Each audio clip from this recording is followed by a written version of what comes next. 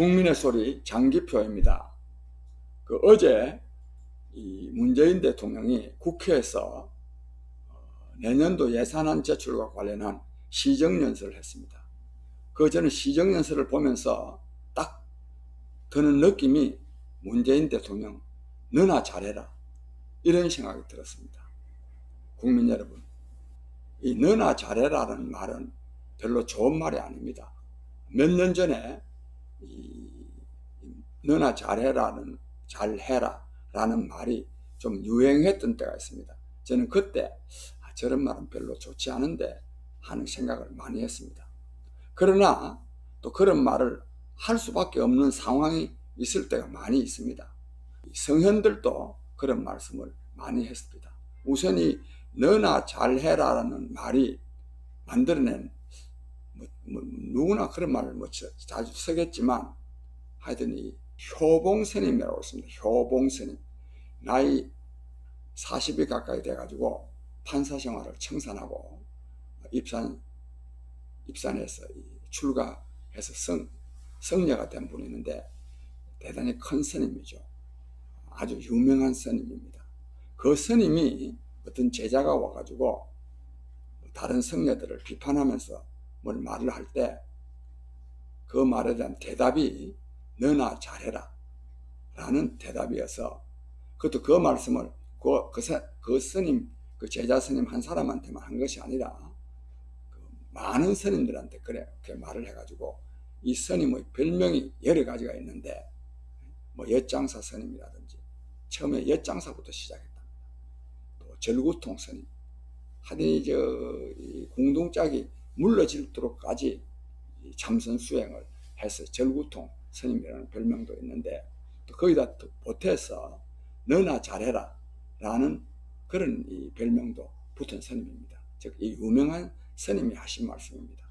근데 이 말씀은 효봉 스님만 말씀하신 것이 아니라 성경에도 보면 어떤 그 가늠한 여자가 잡혀왔을 때 다른 사람들이 막 돌을 던지려고 하니까 죄 없는 자는 돌을 던져라, 즉 니나 잘해라 이런 뜻입니다. 그 밖에도 너나 잘해라 라는 말은 대단히 많이 쓰일 때가 있습니다. 그러나 저는 이런 말을 대통령한테 쓰는 것은 온당치 못하다고 생각함에도 불구하고 이런 말을 하는 것은 너무나 가정스러웠기 때문입니다. 어제 뭐라고 말했느냐? 제가 좀 읽어보겠습니다.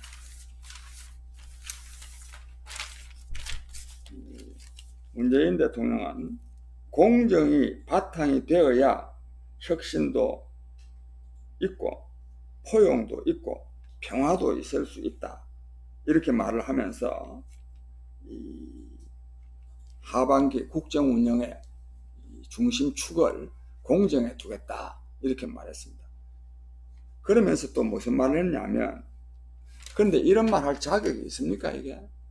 불과 얼마 전에 이 불공정의 극치인 조국 씨를 법무부 장관에 임명해 놔놓고 국민의 그 분노에 참 반대에도 불구하고 임명해 놓고서 결국 또 자기 말대로 하면 본인의 불법이 확인되지 않았는데 임명하지 않으면 나쁜 선례를 남기는 거라 그래가지고 또 임명했지 않습니까? 그 말 속에 본인의 불법이 없습니까? 또 그래 가족들이 다 그래 불법을 저질러도 당사자 본인만 그래 불법 안 저지르면 또 괜찮다는 말입니까? 이 말 자체가요 정말 뻔뻔스럽게 짝이 없는 말이고 불공정한 말 아닙니까? 정말 나쁜 사람 아닙니까, 이 사람? 그런데도 이런 변명을 해놨습니다. 이 변명 보면 참 기가 막힙니다. 이 공정에 대한 국민의 요구는 제도에 내재한 합법적인 불공정과 특권까지 근본적으로 바꿔내자는 것이자 사회 지도층일수록 더 높은 공정성을 발휘하라는 것이었다. 이 조국이 불공정한 행위를 한 거는 보통 사람 같으면 괜찮은데 사회 지도층 인사이기 때문에 그게 문제가 됐다. 이 보통 사람 같으면요 문제가 되는 정도가 아니라 바로 그냥 처벌받는 거 아닙니까? 또 거기다가요, 이런 또 말이 어디 있습니까?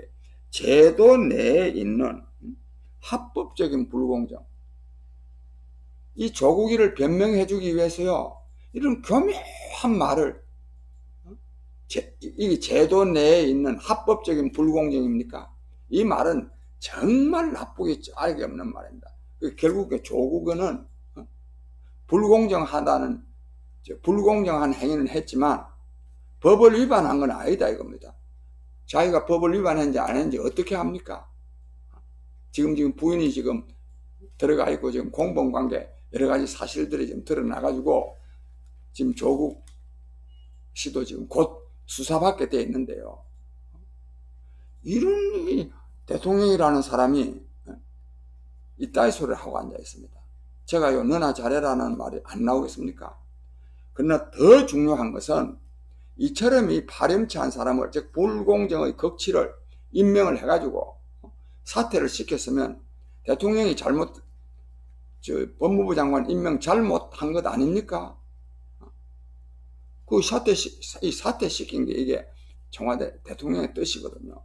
그랬으면 국민한테 사과를 먼저 해야 되는 것 아닙니까? 국민에게 사과해야 되지. 이런 교묘한 변명을 하고 앉아 있습니다.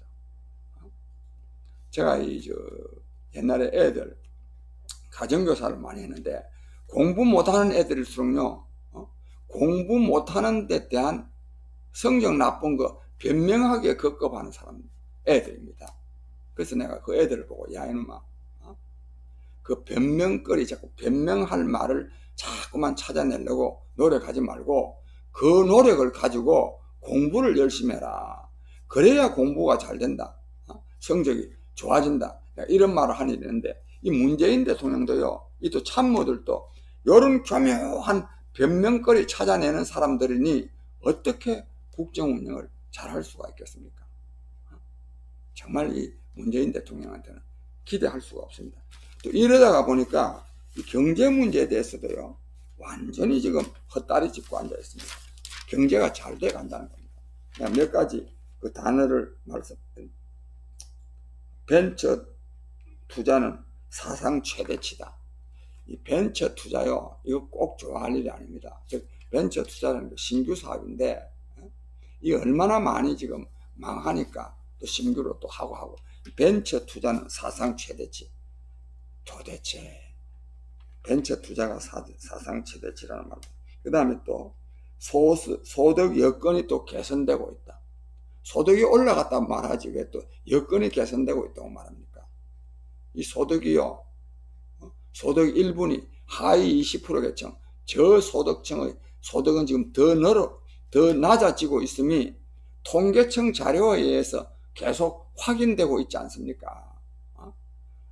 이 소득 5분위 상위 20%의 계층은 오히려 소득이 늘어나가지고 양극화는 더욱더 지금 심해지고 있습니다.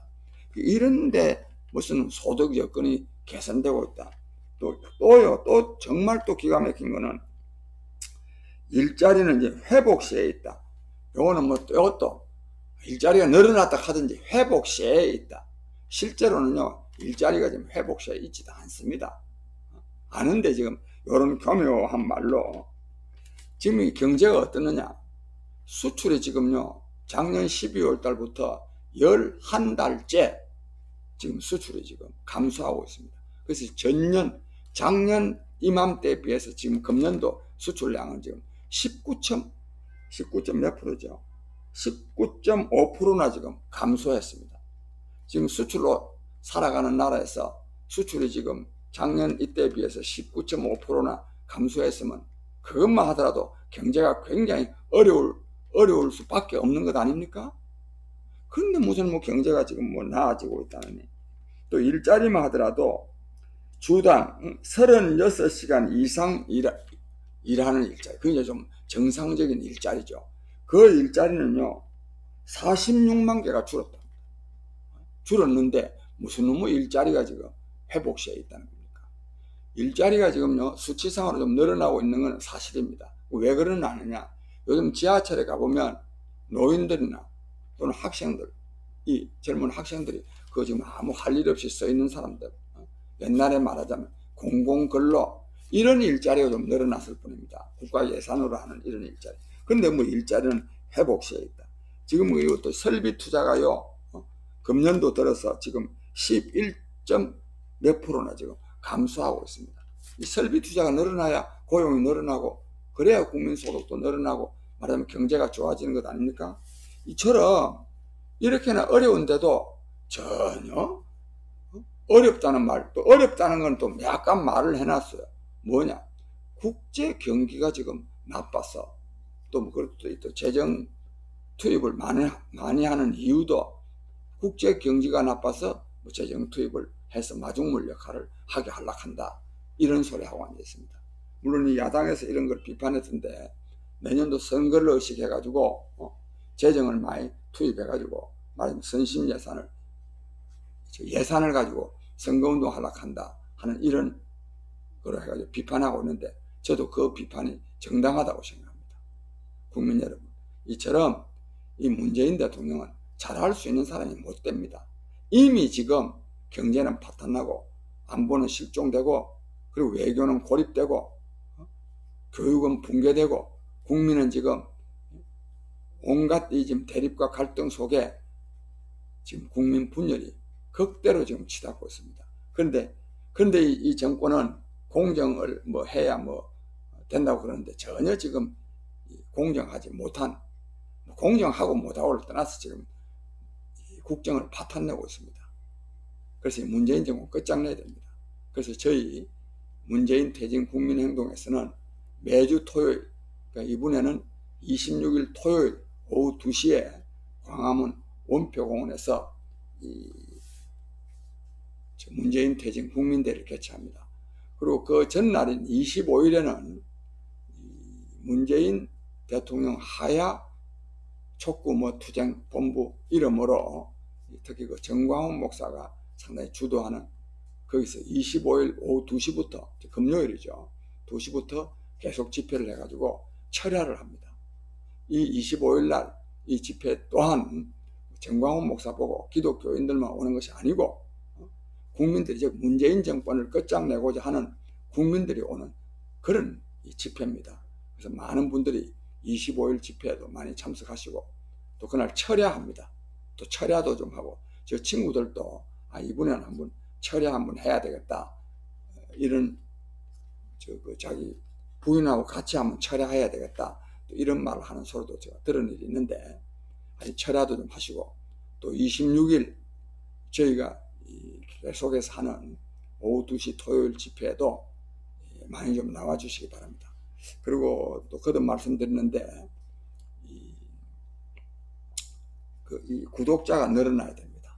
그래서 국민의 소리, 구독자도 늘려주시고, 또 좋아요도 눌러주시고, 그것도 오른쪽에 구독이라고 해놨는데, 그 오른쪽에 보면 종 모양이 있는데, 그 종 모양을 누르면 국민의 소리에서 뭘 올리면 그 휴대전화기로 짜르랑 이렇게 소리가 나는 신호가 오게 되어 있습니다.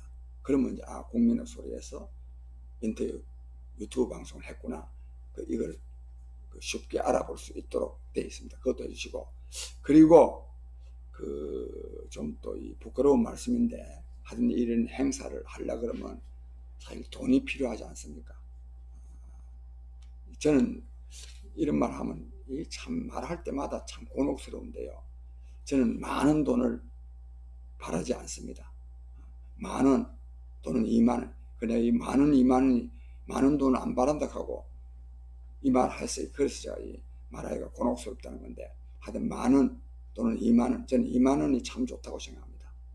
2만원이면 더 그게 정성과 또 기대가, 또 애국심이 더 담겨있기 때문에 만원 또는 2만원 후원을 좀 많이 해주시기를 간절히 바랍니다.